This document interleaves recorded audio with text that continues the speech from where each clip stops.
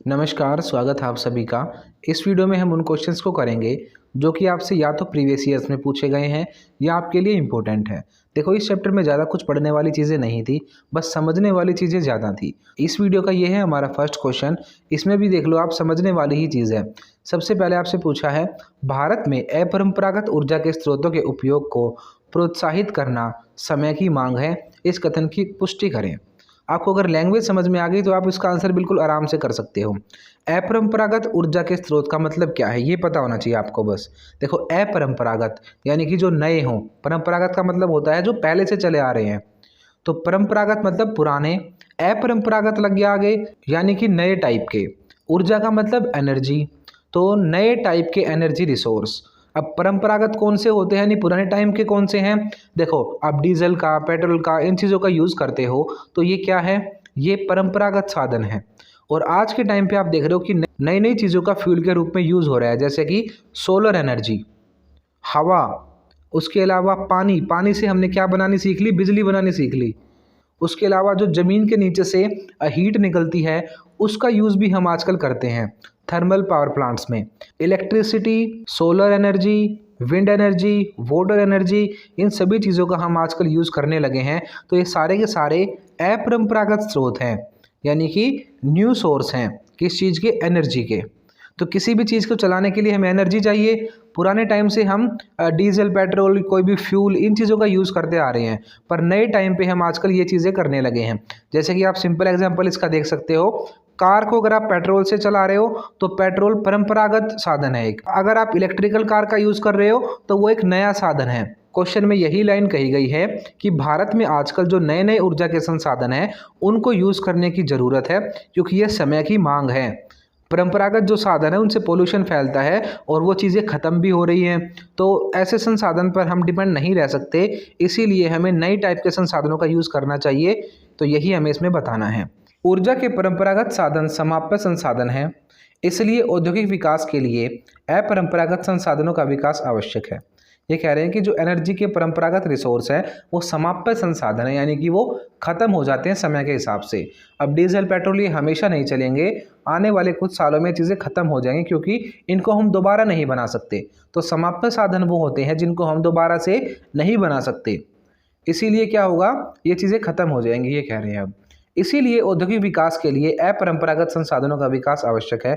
इसीलिए हमें जो आगे चल के इंडस्ट्रियल रेवोल्यूशन करना है, चीज़ों को डेवलप करना है, तो हमें कौन से साधन यूज़ करने चाहिए, अपरंपरागत। सौर ऊर्जा यानी कि सोलर एनर्जी, पवन यानी कि हवा, जल, भूतापीय ऊर्जा यानी कि ज़मीन से निकलने वाली ऊर्जा, नवीकरण योग्य स्रोत हैं, यानी कि इन चीज़ों को बार बार हम यूज़ कर सकते हैं, इन चीज़ों को दोबारा से बनाया जा सकता है। अब पानी इतना सारा है हमारे यहाँ पे, तो पानी का यूज़ हम बहुत बड़े लेवल पे कर सकते हैं। पानी से हम बिजली बना सकते हैं, तो बिजली को हम कितनी भी बार बना सकते हैं, तो ये चीज़ें दोबारा बन जाती हैं। हवा से हम बिजली बना लेते हैं, तो आपने बड़ी बड़ी पवन चक्कियाँ लगी देखी होंगी, तो उनसे हमारी बिजली बनती है। तो ये क्या है, ये बार बार चीज़ें बना सकते हैं हम। सोलर एनर्जी है, ये कभी ख़त्म थोड़ी होने वाली। जब तक धरती सूरज है तब तक सोलर एनर्जी रहेगी। सोलर एनर्जी का यूज़ भी हम हमेशा कर सकते हैं। ये सारे के सारे नवीकरण योग्य संसाधन है, यानी इनका बार बार यूज़ हम कर सकते हैं, इसीलिए हमें इनका ज़्यादा यूज़ करना चाहिए। यह अधिक समान रूप से वितरित हैं और ये बहुत ज़्यादा मात्रा में हमें मिलते हैं। ये साधन पर्यावरण अनुकूल है, यानी पर्यावरण के लिए बेस्ट है, पर्यावरण को नुकसान नहीं पहुँचाते। ये संसाधन अधिक टिकाऊ, पारिस्थितिक अनुकूलन तथा सस्ती बिजली उपलब्ध कराते हैं। ठीक है, ये अच्छा विकास करने में हमारी हेल्प करते हैं, एनवायरनमेंट पे बैलेंस बनाते हैं और इनसे हमें सस्ती बिजली मिलती है। परंपरागत संसाधनों की कमी के कारण ये अनिवार्य है कि अपरंपरागत संसाधनों का विकास तथा प्रयोग करना चाहिए। तो पुराने संसाधन जो खत्म होते जा रहे हैं उनकी कमी होने की वजह से हमें इस चीज़ पर ध्यान देना चाहिए अब कि हम अपरंपरागत संसाधनों का यूज़ करें। आजकल आप देख रहे हो कि इन चीज़ों का बहुत ज़्यादा यूज़ हो भी रहा है, कार वगैरह भी आजकल इलेक्ट्रिकल बनने लगी हैं। तो ये बात बिल्कुल सही है कि भारत को अपरंपरागत ऊर्जा के स्रोतों का यूज़ अब करना चाहिए। नेक्स्ट क्वेश्चन देखो, भारत में कृषि के लिए सिंचाई की महत्ता स्पष्ट कीजिए। आप इस क्वेश्चन का आंसर बिल्कुल सिंपल लाइंस में लिख देना कि भारत एक कृषि प्रधान देश है, यानी कि भारत में बहुत ज़्यादा खेती होती है और भारतीय कृषि का बहुत बड़ा एरिया सिंचाई पर निर्भर है। इसीलिए भारतीय किसानों को सिंचाई की बहुत ज़रूरत है। भारत खेती पर टिका हुआ देश है और खेती में सबसे ज़्यादा हम सिंचाई का यूज़ करते हैं। यही आप सिंपल अपनी लैंग्वेज में इस बात को लिख देना। अब इसमें देख लो क्या पॉइंट है। पहला पॉइंट इसमें दिया है, कृषि में यानी खेती में जल का उपयोग मुख्य रूप से सिंचाई के लिए होता है। सिंपली बताइए इन्होंने कि खेती में बहुत हम सिंचाई का यूज करते हैं, खेती में हम इरिगेशन के लिए पानी का बहुत यूज करते हैं। सेकंड है, देश में वर्षा के स्थानिक सामयिक परिवर्तन के कारण सिंचाई आवश्यक होती है। ये कह रहे हैं कि देश में स्थानिक और सामयिक यानी कि अलग अलग जगह पे बारिश होती है और अलग अलग समय पे होती है, इस वजह से सिंचाई करनी जरूरी होती है। स्थान मतलब एक जगह, तो स्थानिक का मतलब अलग अलग जगह पे, सामयिक यानी कि टाइम के हिसाब से, केवल मानसून के समय ही हमारे यहाँ पे बारिश होती है, तो सामयिक है बारिश, एक टाइम पीरियड के लिए आती है, पूरे साल हमें बारिश नहीं मिलती। तो यही कह रहे हैं कि इसीलिए हमें सिंचाई करनी जरूरी होती है। आप स्थानिक सामयिक की जगह सिंपल वर्ड्स पे लिख सकते हो कि यहाँ पे हमें समय के हिसाब से और मौसम के हिसाब से केवल बारिश मिलती है, इसीलिए हमारे लिए सिंचाई जरूरी हो जाती है। तीसरा पॉइंट देखो, देश के अधिकांश भाग वर्षा विहीन और सूखाग्रस्त हैं, जैसे उत्तर पश्चिमी भारत तथा दक्कन का पठार। ये कह रहे हैं कि देश का बहुत बड़ा हिस्सा हमारा ऐसा है जहाँ पे बारिश नहीं होती, सूखा रहता है, जैसे कि उत्तर पश्चिमी भारत यानी कि वेस्ट वाली साइड भारत की, जो राजस्थान की वेस्ट वाली साइड है वो, गुजरात का कुछ हिस्सा, यहाँ का एरिया सूखा है, तो यहाँ पे हमें सिंचाई की बहुत ज़्यादा ज़रूरत है। और ऐसे ही अगर आप महाराष्ट्र के आसपास वाला एरिया जो है दक्कन का पठार, वहाँ पे भी बहुत सारा एरिया ऐसा है जहाँ पे बारिश बहुत कम होती है, तो वहाँ पे भी हमें सिंचाई की ज़रूरत पड़ती है। तो इस एरिया को आप ध्यान रखना कि कहाँ कहाँ पे हमारा सूखा है, उत्तर पश्चिमी भारत में और दक्कन के पठार में। फोर्थ पॉइंट देखो, देश के अधिकांश भागों में शीत और ग्रीष्म ऋतुएं शुष्क होती हैं। तो हमारे देश में अधिकतर जो ठंड का मौसम आता है और जो गर्मी होती है, इन दोनों ही मौसम में बारिश नहीं होती। आप सभी को पता है, केवल हमारे यहाँ पे मानसून के समय पे अधिकतर बारिश होती है। केवल कुछ ही एरिया ऐसा जहाँ पर हमेशा बारिश होती रहती है, जैसे कि नॉर्थ ईस्ट वाला एरिया। पर अगर आप अधिकतर भारत के राज्यों की बात करोगे तो गर्मियों में पूरा बारिश नहीं होती और ठंड में भी बारिश नहीं होती।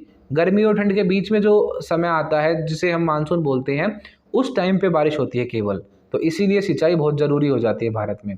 फिफ्थ है, बिना सिंचाई की खेती करना कठिन होता है। आप सभी को पता है इतनी बारिश तो होती नहीं कि हर जगह पे सारे खेतों को पानी देने की जरूरत ही ना पड़े, तो बिना सिंचाई के हम खेती नहीं कर पाएंगे भारत में।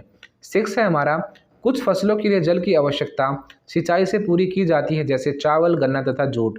कुछ फसलें तो ऐसी हैं जो कि बहुत ज़्यादा पानी मांगती हैं, तो वो बहुत ज़्यादा पानी हम उन्हें कैसे देते हैं, सिंचाई से ही देते हैं। और फसलों के नाम आप याद रखना, चावल, गन्ना और जूट। तो सिंपल आपके बेसिक क्वेश्चन है, अगर आपने नहीं भी पढ़ रखा तो भी आप इनका आंसर दे सकते हो, बस आप चीज़ों को अच्छे से समझ लेना। अगर किसी बच्चे ने चैप्टर वाली वीडियोस नहीं देखी है तो उनको ज़रूर देख लो। अगर आपने चैप्टर अच्छे से समझ लिया तो आप आसानी से इन क्वेश्चंस का आंसर कर सकते हो। नेक्स्ट क्वेश्चन देखो, भारत के कुछ क्षेत्रों के विकास में जल संग्रहण किस प्रकार सहायक है, उदाहरण सहित स्पष्ट कीजिए। कहने कि भारत के बहुत सारे एरिया ऐसे हैं जहाँ पे जल को बचाकर ही वहाँ पे विकास हो पाया है। ठीक है, इसके एग्जाम्पल देना आप। जल संग्रहण का प्रयोग कई क्षेत्र के विकास के लिए किया जाता है। ठीक है, बहुत सारे एरिया ऐसे हैं जहाँ पे पानी को बचाकर विकास हुआ है। ग्रामीण क्षेत्रों में परंपरागत वर्षा जल संग्रहण जलाशयों, झीलों, तालाबों आदि में किया जाता है।